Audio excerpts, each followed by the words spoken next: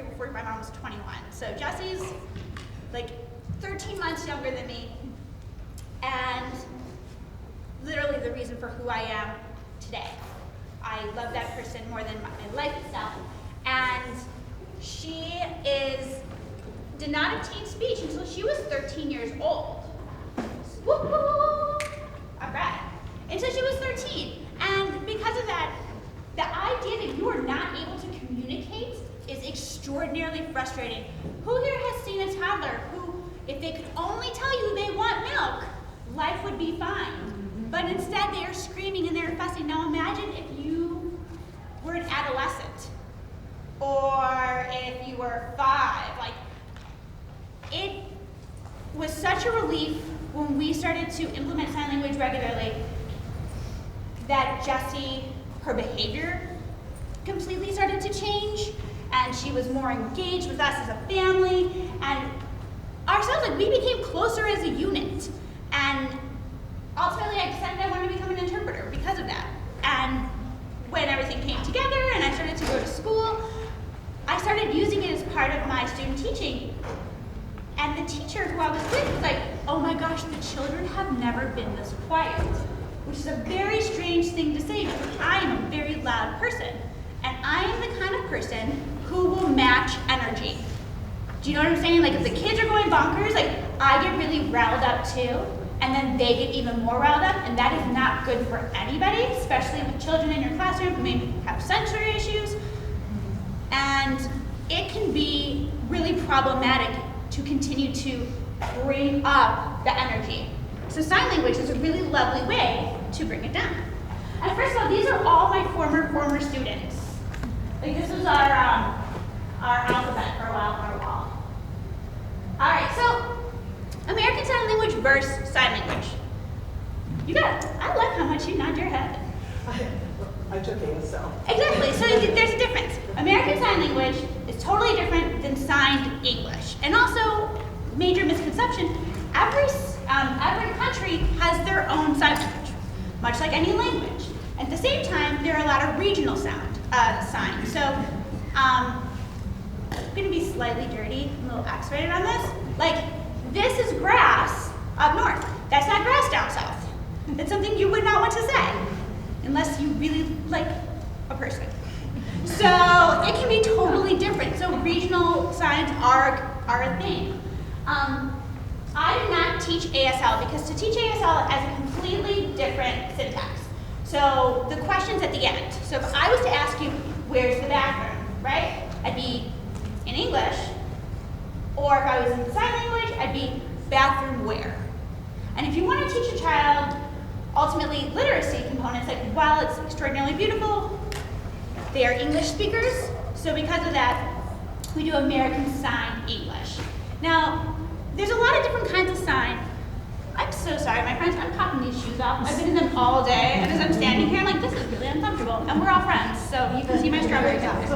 Much better. Okay, so there's also finger spelling. Now, finger spelling is the alphabet that many of you guys know. Now, much like if you know a fun few words in another language you could get by, finger spelling is very much the same. Like, there are some people who only will finger spell everything. That's a wonderful way to communicate. It's also a wonderful way, we'll learn about it in a minute, how to teach letters to children. But there's also then home sign.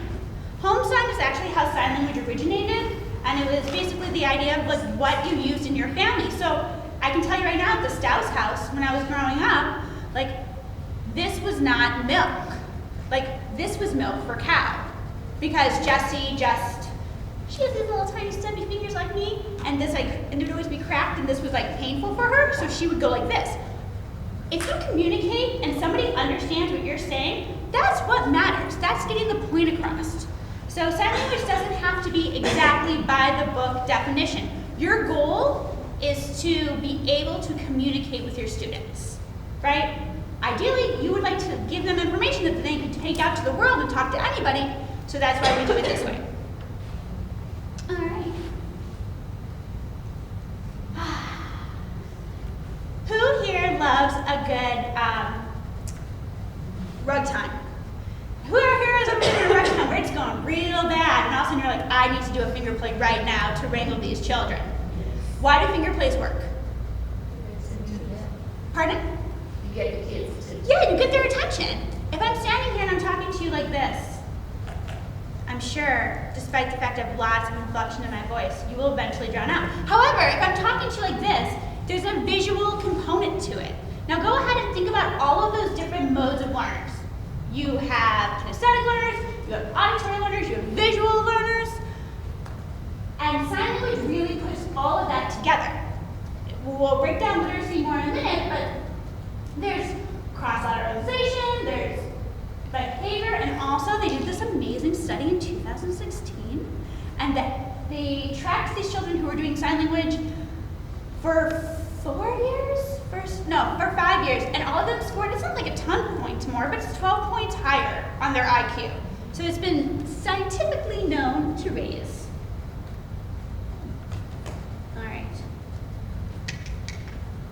All right. Literacy, if you take anything away from today, this is far and away one of the strongest ways I found to insert sign language into a curriculum, because it does not matter what curriculum you use, okay? As a preschool teacher, we did literacy through letter of the week. Who here knows what's up with letter of the week? Anybody? Okay. Obviously, teaching one letter at a time, you go through, maybe it works with the same with like handwriting, no tears, but that's the one we're gonna talk about today, it's the one I'm less familiar with. All right, this is your midline. Everybody knows that. Crossing over puts your right and left side of your brain together, and they become really, really, really good friends. And that myelination, that really good friend juice, is going to allow that child to be able to read and do math better when they get older. So it's really important that we always want children to be able to go back and forth, right? You always want this. That's why we do a lot of fun activities, a lot of fun, our big gross motor, but sign language uses it all the time. Now there's some things you need to know. Your your dominant hand is basically your end-all be-all, okay? However, your other one is kind of like your mile marker. So if I was to show you time, this is your clock, this is your hands. If I was gonna do a calendar, this is your calendar, this is the thing that's like dictating. This is like your supporting character at all times. Does that make sense? Now, some of your children may not know what hand they're using yet. Maybe ambidextrous. There is no reason to say we use this one hand or the other. Like, make sure that you instruct your teachers to demo both ways, because you never want a child to be uncomfortable. Oh, that feels weird. Everybody do milk with their normal hand. Now do milk with your other hand. Is that strange? That just doesn't feel natural. So we start with finger spell. All right. We're going to go through it like the alphabet, and we're going to sing a song. Or we don't have to. It's the last session of the day. But I say we do it. All right, ready? A, B, C, D, E, F, G, H, I, J, K, L, M, N, O, P, Q, R, S, T, U, V, W, X, Y, and Z. Now I know my ABCs. Next time, won't you sing with me? Okay, so here's the dance. Thank you for singing. Give yourself a round of applause. When we teach letter of the week, all right, stick to your normal curriculum. This is not a curriculum. This is just a way to enhance it. When you do letter of the week, I would start with you sit down, and we're going to do a pretend run time. So I'm going to grab this chart really fast and bring it up here. And we're going to start with the letter C, because C, oh my gosh, it's heavy, so we're going to keep it down here. All right. Sorry, Becky. You're fine. Don't worry about me. All right, so this is letter C. Now you know letter C is coming up because you're already on A and B, right? So when you're prepping for that day, for that week, you're going to think about what words are the kids going to say, because you're going to ask that question, like, who here can think of a word that starts with C? So who's got some words? Cat. Cat. Any others? Car. Car.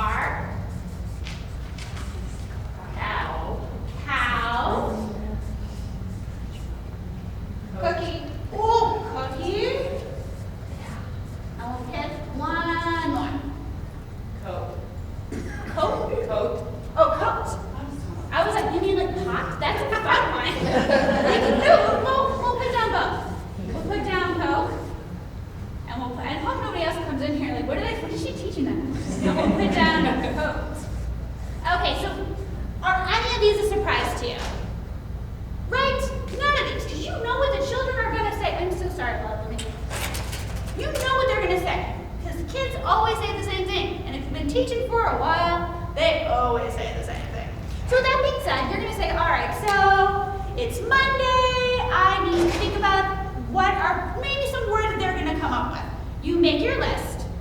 And at the same time, you're going to go ahead and you're going to learn a couple of these signs. And I'm going to give you I'm going to give you like 3 really, really, really amazing resources to do that. Super simple. Ready? Cat. Why do you think this is cat? Whiskers. That is a very iconic sign. And we'll talk about iconic and arbitrary in a little bit. All right, car. What do you think car is? Oh my gosh. Are you sure you guys are not fluent in sign language? If you had to guess cow, and I've already showed you, you're right. Cow. Why do you think this is cow? Because it looks like the horns. Cookie. All right, cookie. And why do you think this is cookie? You're cookie cutters, yeah, you're cutting it out. All right, Coke. Lots of fun reasons. This is actually my favorite sign ever, because it's the sign for pop. And then you would finger spell it, because anything that is a noun like that, that's a proper noun, you'd be like, okay, ready?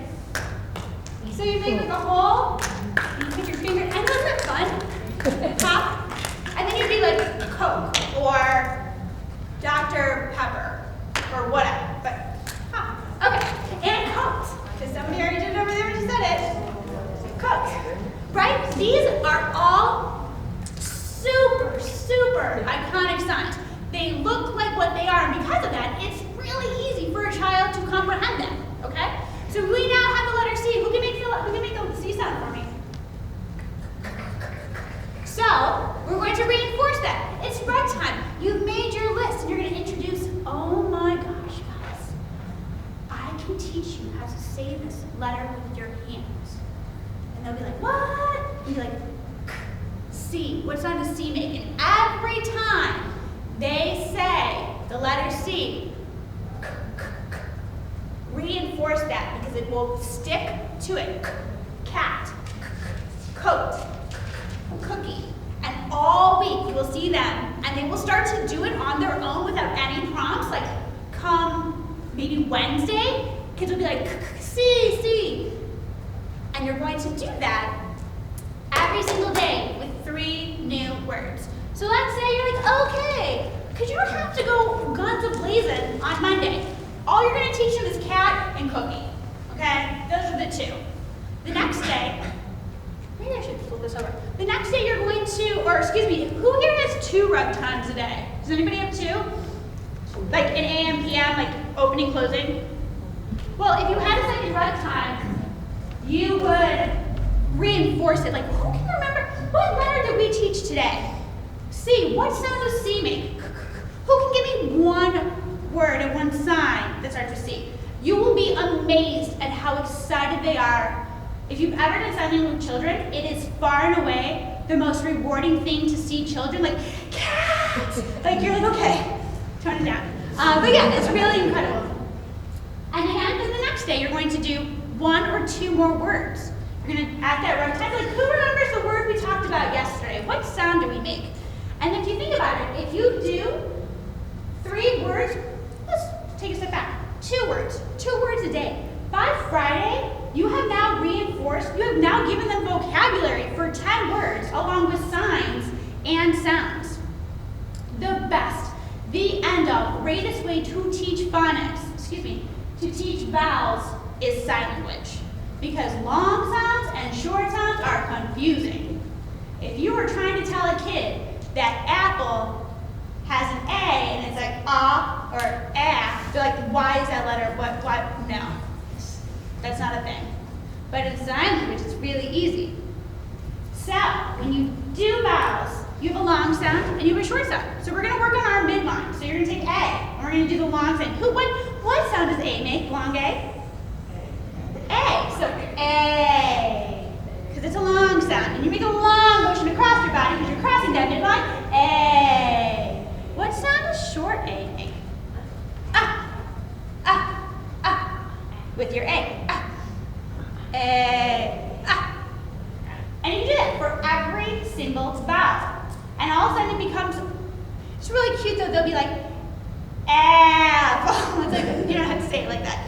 But the long and the short will start to make so much more sense because again, you have visual thinkers. You have auditory thinkers. You have kinesthetic thinkers. So because of all that, you put all of it together, the idea of all of those synapses coming together become best friends, it sticks, right? All right, adding vocabulary, a lot easier than you think. All right, so we've talked a little bit about this, but we're going to add on with the idea of, oh my gosh, if you did 15, you could have 60 signs by the end of the month. What's the best question you could possibly ask a child that's super empowering? If they're like, how do you say squirrel in sign language? What do you say? Where do you think we could find that?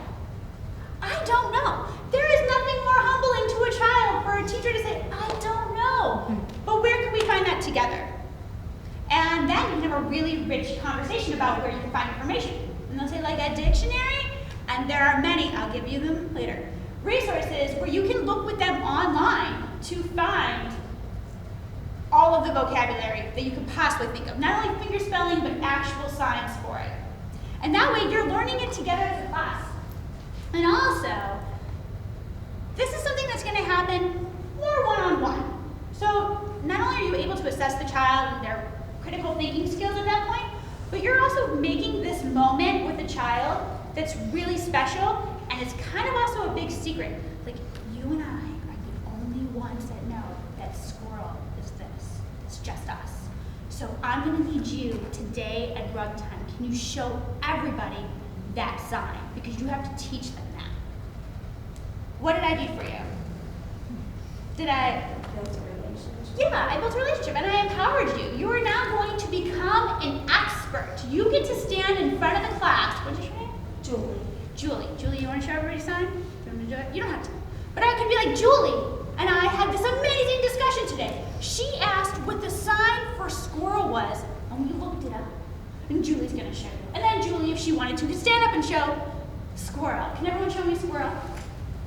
Why do you think this is squirrel? This is the teeth, right? And nothing is better than asking a child, why do you think it's that way? Because their answers are amazing, and sometimes it's super wrong. Especially when we get into iconic signs, or arbitrary signs. And then you're like, oh, let's break that down. What's the etymology of that? But yes. So we already know we have one sign for squirrel. And that's amazing because someone's going to be like, if there's an interest in the class, be like, okay, well, what's then the sign for tree? Be like, I don't know. We can look it up. That's also something that you can do when you go home, if you wanted to. You could write down every day the things that the children are saying that they're interested in. Let's say you are taking on a grocery store lesson. You can start writing down maybe 4 things that you hear frequently. Take that information, go home, learn those simple signs. Because again, when they look like what they sound, it's really easy. And then you can show that to them. And then you always review. So we're gonna do a little demo. Okay, oh no, this is a really messed up picture. So that's outside my classroom. We were really obsessed with squirrels. To the right, you see children who are looking through binoculars, and to the left are the things that they thought they would potentially like. Because we wanted to see what squirrels preferred to eat. Because there was some problems with our pumpkin getting devoured. And we were like, well, maybe, well, not we, them, because I know better. They were like, well, maybe if we would have gave them other options, they wouldn't have eaten our pumpkin. It's like, that's fair enough. What do they like? And then so we're doing a test. So what are some things that you see in this picture that the children might want to know the signs for? Ooh, peanuts. So, ready? You take your thumb. I don't know why that's peanuts. So the best thing is, why do you think that's peanuts? And then you, I don't know, right? I don't know. Fun guesses for all. Anything else you might see that a child? Binoculars. Binoculars. What do you think the sign for binoculars are? Oh my gosh, again, you're not fluent in sign? That's incredible. Yes, those are binoculars. You can't really tell. Popcorn. My sister's favorite sign in the whole wide world. What do you think is popcorn? Because it's popping, right? So that's the thing. You just learned. Oh my gosh, guys. We're getting almost to number 10 on how many signs we know, and we've only been talking for a little bit. So that's just a perfect example of just one picture, just one little moment of like, all right, children, I need you to all grab your binoculars because we're going to go outside and we're going to bring the popcorn. Oh my gosh, look at this. Look how great this is. I think it's great. Okay, you can't really tell. That's a nest. And that became, it's actually called a dreg. Fun squirrel knowledge. What do you think the sign for nest is? Oh my gosh, that's exactly it. Nest. That's it. So who lives in this nest? A squirrel lives in this nest. Guys, do you understand the possibility? Like, we're talking about squirrels on this, and we got a lot of stuff going on. Oh, that's Molly doing squirrel. I grew up, again, my parents had no money. They worked all the time and tried to finish their degrees. So we lived with my grandparents in rural southern Indiana every summer. So that means I know a lot about all my children and game shows. It's true. So because I cannot bring soap operas into my classroom, I'm a big believer in bringing game shows into my classroom. Because nothing is more exhilarating than the opportunity to win a prize on any given game show. And I highly recommend this when it comes to reinforcing sign language, because we could do what we did here, where I start saying a sentence and you guys fill it in very Mad Lib style. That's totally doable. You could even, if you're working more on literacy, write out full sentences, underline the ones that the children know the sign to, and ask them to raise their hand. Like, you get what I'm saying? Are you going to have to write it down?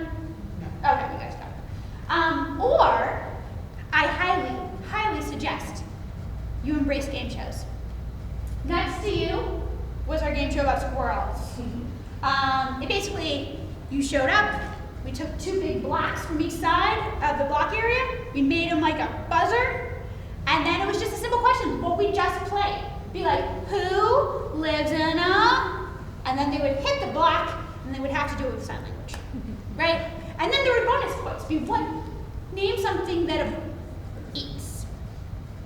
Oh, like, yes, good job. And that's the thing, then you have everybody participating, you have everybody engaged, it's a lot more fun, and if you don't know it, you have an entire group of class. There's very low stakes when you play game shows. And what you win is, I don't know, maybe you get to line up relatively first. Never know. Because you're just a winner to be at school.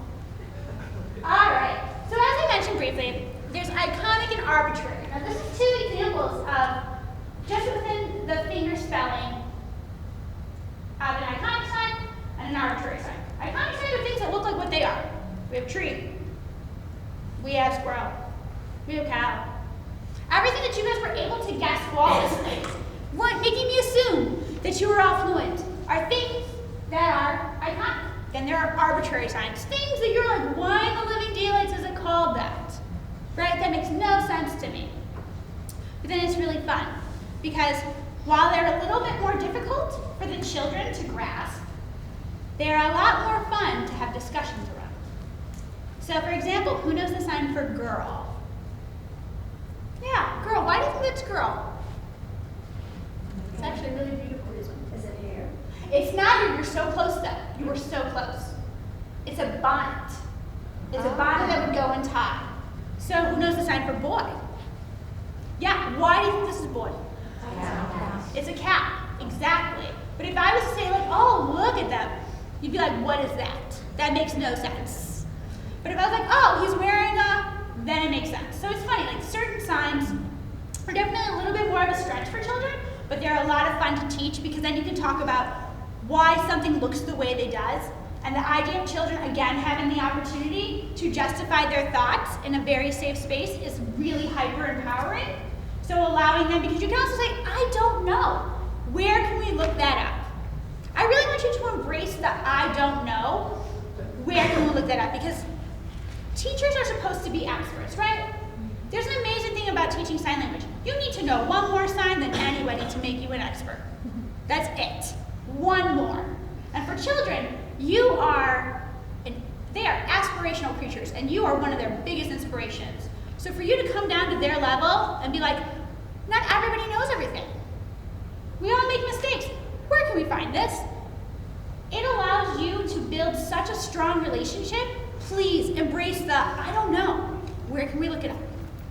It's the best part. All right, crumbs, 15 minutes. All right, oh my gosh. Okay, classroom management. I talked to you briefly about the idea of myself becoming very excitable very quickly. If you saw that clip this morning, you can see that.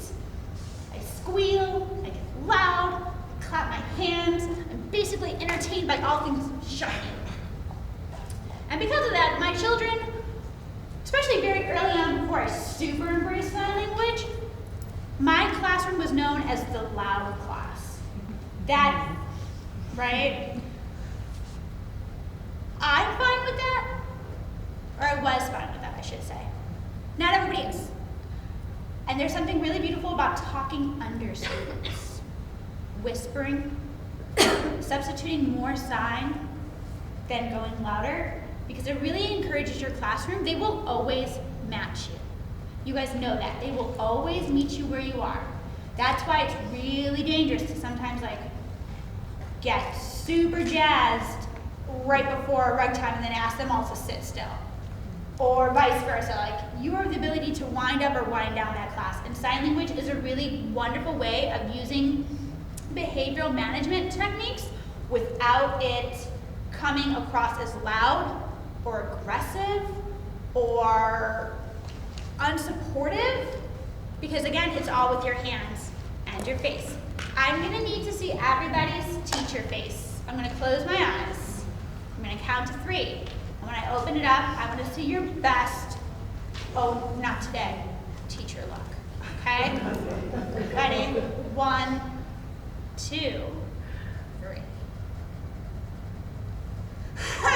This is amazing on this end. And I feel really bad about anything I did. Oh, crumbs. What's that? Oh, yeah, 15 minutes. Oh, fun with that. All right, perfect. Now I can really get it. So, these are signs that you are not going to gradually learn. These are signs that you are going to come in with your arsenal. These are the signs that if you don't know how to say cat, you don't know how to say cow, it does not matter, because you are going to know these. I'm going to make sure it's not on here. Oh, it is on here. Perfect. So, before I teach you them, I want to show you where you can implement them in very normal ways. Rug time is great. Rug time is a great place to always introduce what you are going to say. And what the plan is, what expectations you set. If you have the opportunity to think about the 2019-2020 school year, this is something you do that first week when you are coming up with rules for your class. This is something that you set this bar, this is how I will redirect you. Because this is what is probably more comfortable for everybody, because also nothing is really embarrassing than me yelling out, Emily, stop! Don't do that, Emily. Yeah, right? All of a sudden I just hit you up and embarrass you in front of all your friends, but if I look at you,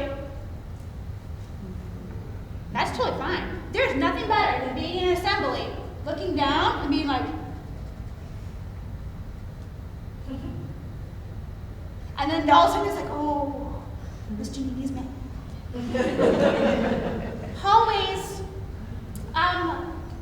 Does anybody have to have silent hallways? Okay. Yeah, silent hallways are, and I got in trouble for playing ninja. We were sneaking across the wall, and they're like, you can't do that either. So, our silent hallways had to get real interesting really fast. Nobody should have ever let me teach. So, walking down the hallway is not only a great way to keep your children completely engaged, but introduce sign and allow them to get to wherever they need to go in a very, very, very, very quiet manner. So, who thinks they know what the sound walk is? Oh my gosh, again, you're fluent. Walk. So, what you would say is you would stand in front of your line, you have your children lined up, and you're going to say, we're going to go outside now. As soon as we go outside, everybody's going to be completely quiet. And I'm going to tell you where to go. I'm going to tell you how to do this. So you have to follow me. So then you let whoever's in charge, the first person, you're going to say, please for me, I'm going to teach you all these signs in a minute. Walk to the first. Where do you think they're walking to? The first door, exactly. And you don't tell them that. You just let them do it. And when they stop, you have this sense of pride of like, yes. And you go up and you're like, good job. You'd be like, next. Please for me. Walk to the second. And then they'll walk to the second window. And they'll stop. Because you've already taught them door and window and plant and bathroom and whatever. And they have now gotten themselves down the hall, completely quiet, working on sign, working in a group, and also feeling really special that they're doing something that nobody else knows. Because there is this elusiveness to it of like, we are part of this society that is able to talk to one another, and this is how we move. It's super wonderful. So again, always transition times are unbelievable. If you have old, worn out, who can give me a letter, whatever, but this time you're gonna do it with signs to like do bathroom time. Like, who can give me a word that starts with this letter? And you have to do it in sign, and then like dismissing that way, awesome. But dismissing them in a way like, who's wearing the color blue? And again, you've already taught them all of these colors. Anything that you would normally teach that you know are staples in your classroom, feel free to learn them. Feel free to learn the colors ahead of time because you know you're going to teach them. Feel free to learn the alphabet ahead of time because you know you're going to use it. And feel free to use all the behavior managements because you will use those all the time, constantly. So, and use those, think about different ways of doing transitions like that. It's just, it breaks it up. It allows you to really expand your repertoire. I mean, come on, guys. Halfway through spring, you're like, you know every single way I'm going to dismiss you to the bathroom. We need to break this up a little bit. So please, by all means, start using that as just really interesting ways to just break up the monotony. All right, now I need everyone's fingers to be ready because we're going to do some signs you need to know.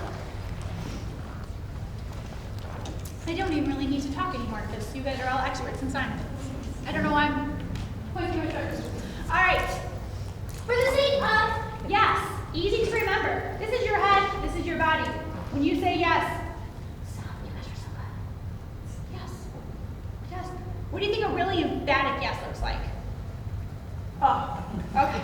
And this thing, like, keep in mind, how you feel about something is definitely not only used, and we'll talk about it in a moment, with your face, but how you express yourself with your hands. If you're just like, how do you think I feel?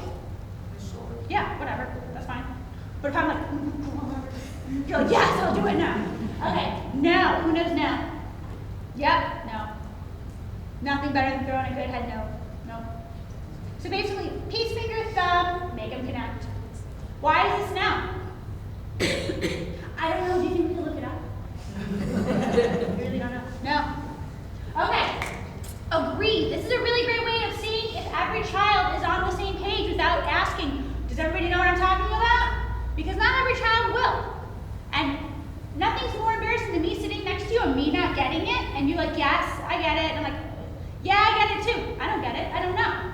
But if everyone just goes like this, super to the side, I agree. Like, did you get it? Yep.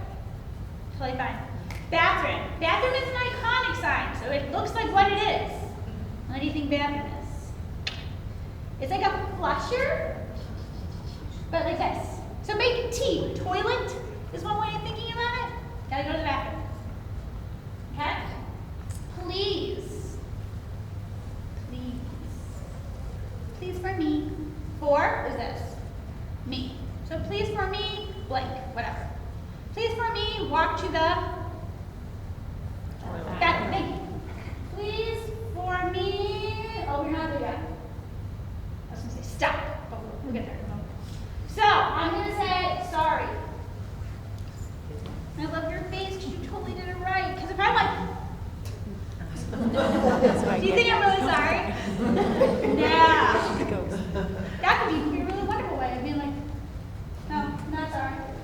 Excuse me. Take your hands, make it flat, but you're non-dominant. Excuse me.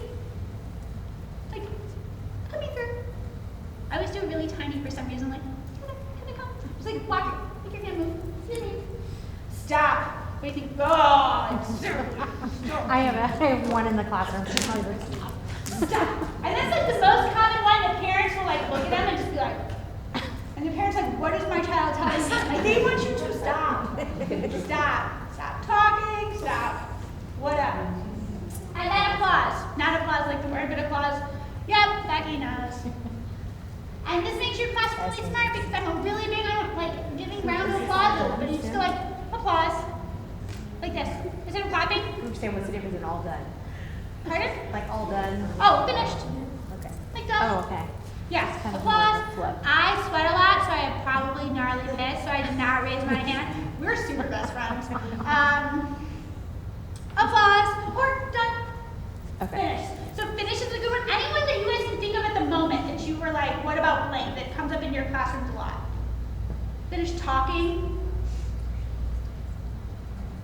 Why do you think this is talking? It's your mouth. Right? Like you have words coming out of your mouth talking. All right, so we're going to just run through these really fast because we have just learned these. So I'm going to do them when I say them. You are going to tell me what it is. All right, ready?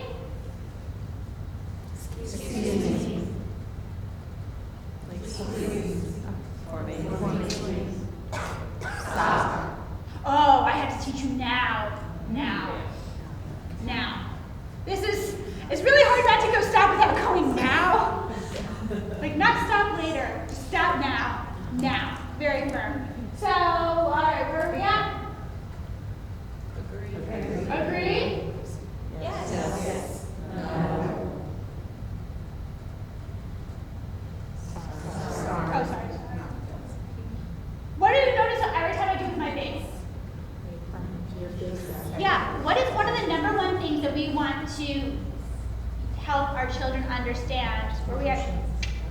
Exactly. Loud and proud so all can hear. One more time. Emotion. Emotions. We have full flippant charts in classrooms to show children what emotions look like. We are trying to instill empathy. Nothing is more empathetic than me showing you my face. And again, if I was to say, now, really excited, you know we're gonna have some fun. If I'm saying now, like, you know I mean business. No better way for a child to practice than by using sign language. And when you start using it, much like I love this story because it's one of my favorite things that ever happened in the class. The lovely, amazing girl, I think her photo will come back up. Her name's Chloe. Oh, there's Cassie. Not Chloe. Chloe, we were maybe halfway through the year, and we were at our lunch table, and we would eat together, family style. And Chloe was really tired of Connor. Connor was just on the very end of her day. Now, keep in mind, Chloe had a lot of behavioral management issues when she came in. She's an only child, she's very assertive, and she was kind of a grabber. She'd be really quick to give a little pinch or to give a little pull. And we were working really hard on that. And that transitioned to her getting really mad and using some very harsh vocabulary that we would like her not to use. So halfway through, we're at lunch. Connor's got food coming out of his mouth. He's telling a story about bubble guppies or something awful. And she just looks at him dead in the eye. She goes, and he was like, huh? And she did it again. And then he stopped. He completely stopped. Who here has ever used a term or phrase in their classroom a lot and all of a sudden the children start saying it? Yeah! Same thing happens with sign language. When you start using it regularly, you implore the children to take on that and own that language. And it's something that you will see completely pop up. If you think about all of these words, all of the letters, we're going to have a mini rug time in a moment. Every single thing that you learn in this very short amount of time is something that, if to 60 signs every month, and all of a sudden you're in school for 7 months at the end, you can have a completely silent rug time. Nothing is more bananas than sitting around with 24-year-olds not talking verbally. It is so empowering to ask them questions, for them to respond, and to have full conversations without it being a big deal. And also, in the land of inclusion, think about that. So the school that you saw in the video was the first year I really started using sign language. It's in northern Chicago, North Shore. Half my students spoke English, half my students spoke Spanish. I also had military. And with all that being said, there was a lot of cliques, and also there were some language barriers, and we had ESL students, and sign language is something that everyone could speak together. Sign language broke down every single barrier, every single barrier that existed. Because of that, you had children integrating more, playing with each other more, communicating more, despite the fact that verbally they may not all be on the same page. Sign language, when you learn it together, also allows for this really great equilibrium. Everybody comes to it at the same level. No one's better than anybody else. You're working on it together. So with that being said, you were raising a group of experts as opposed to shining on those ones that know it already. Does that make sense? It's sincerely, like, I kid you not, you can have quiet rug talks. So, we have our letters of the week. We've been talking about squirrels, and you know some behavior management, right? So, we're gonna have a little bit of a discussion. We're gonna play, I'm not gonna make you play a full game show, but we are going to, if you would like to participate, again, like, breakout sessions are hard because not everyone's feeling it. You don't have to. But if you're interested in playing, just stand up for a moment. We're just going to do some vocab games. All right. All right. Stay standing if you want to play. All right. I'm going to do a sign. If you know that sign, shout it out. All right. This is something that you can easily do with your kids. We're going to do a warm-up. And then what we're going to do is we're going to do, if you know it, you sit. And ideally, you guys will sit every single time. Okay? But you're going to say it first. All right. Okay, let me go to the next page so you have no crumbs. Okay, that's really important. We'll look at that.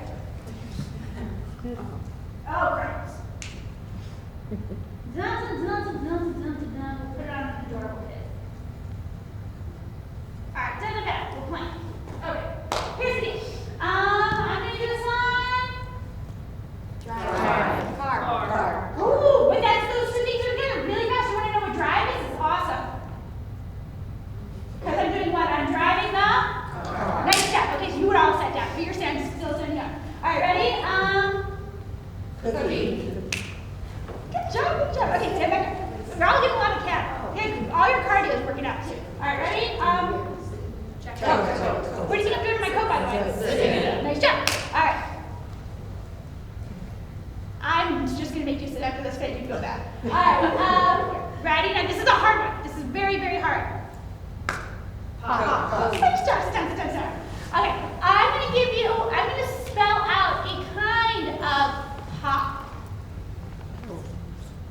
Coke. Exactly.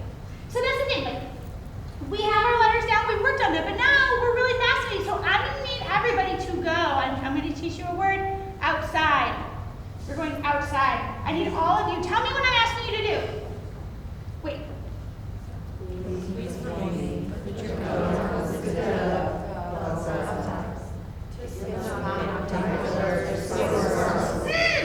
Nice.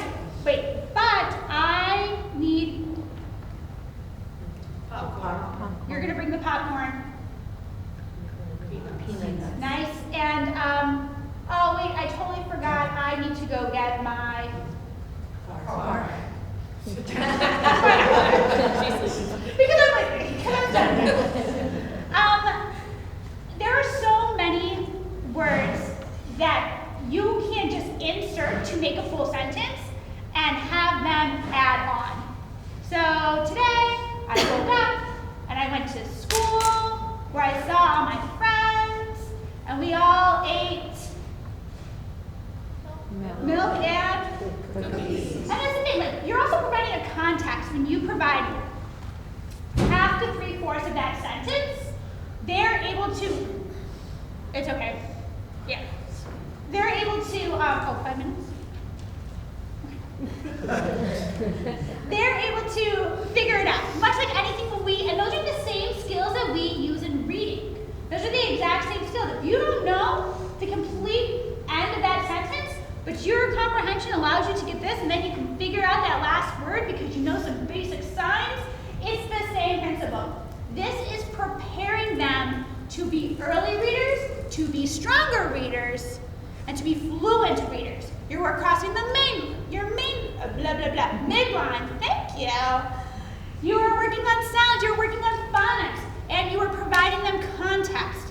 Sincerely, if you decide not to take this on for behavioral management, I don't know why you wouldn't, but if you don't want to, totally cool. If you decide not to embrace the everyday vocabulary of 3 new signs, again, totally cool. But please, I implore you to use it for language development. Because as somebody who struggled sincerely with reading for a very long time, if I would have had a teacher explain language to me in sign as opposed to sight words,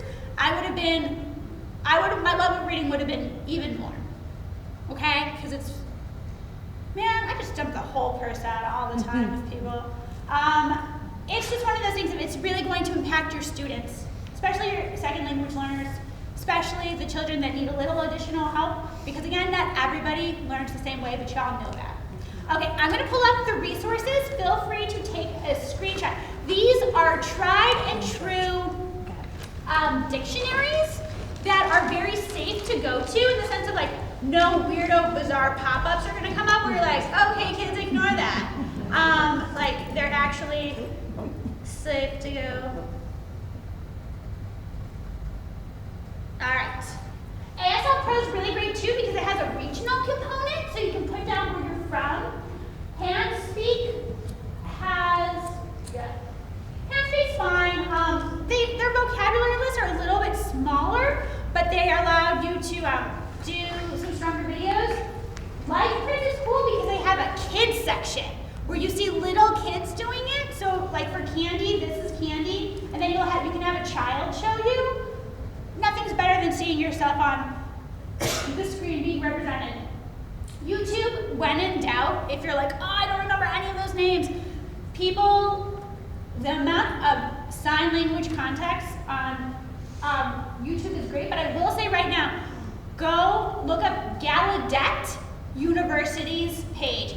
I love that you know ASL because you were just like affirming everything I'm saying. Gallaudet is an all-deaf college. It's the first all-deaf college. It's spectacular, and their online YouTube presence is really strong. And again, it's 100% accurate. It's spectacular. No small matter, shameless plug. I did a sign language video for them. It's like super short. It's like 5 minutes. So if you want to show your teachers, it's called basically using ASL in the classroom. It's kind of like what we talked about today, just like the really dirty, nitty-gritty parts of it. Like they didn't get to play games on the video. Like it's just like basic, here's why you do it, here's how to do it, here are some resources.